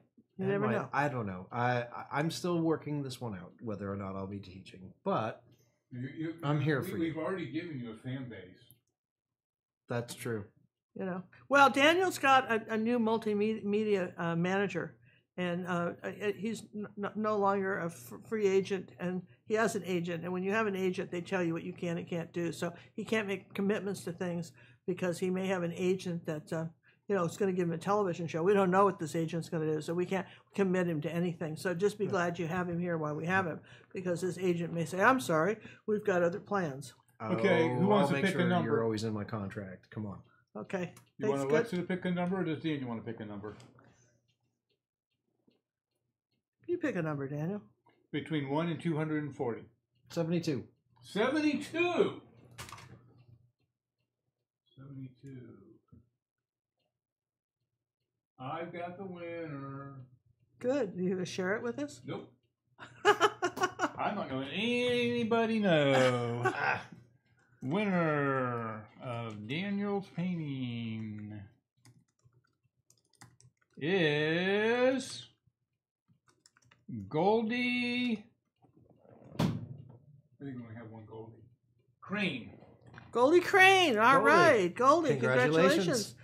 Use the gingercooklive.gallery. Contact us. Let us know your name and address and where we can mail this.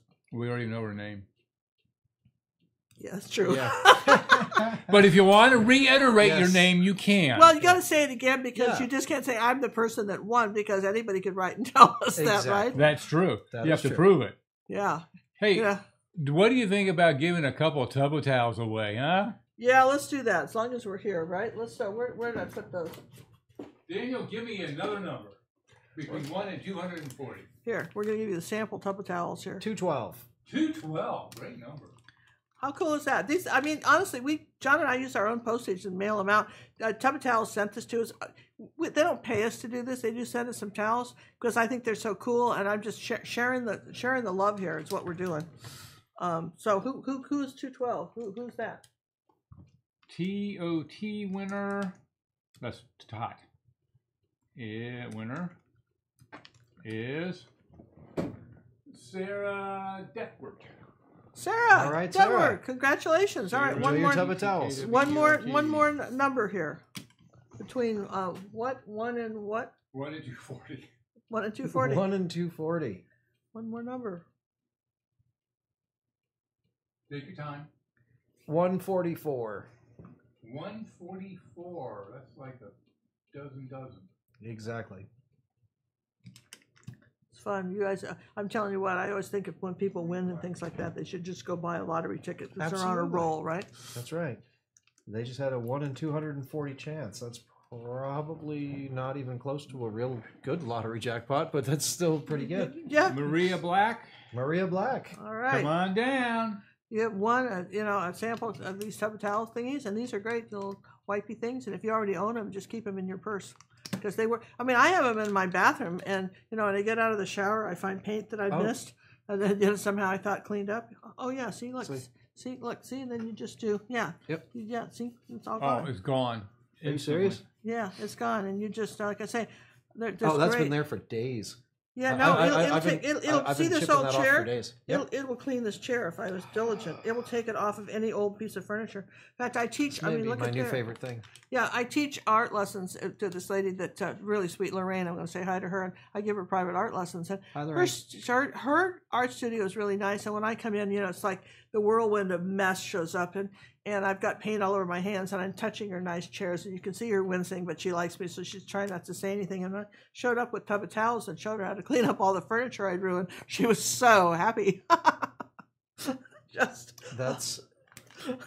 I love Lorraine. Yeah. Yeah, you know Lorraine. Yeah, I know Lorraine. Yeah, you know Lorraine. She's a sweetheart.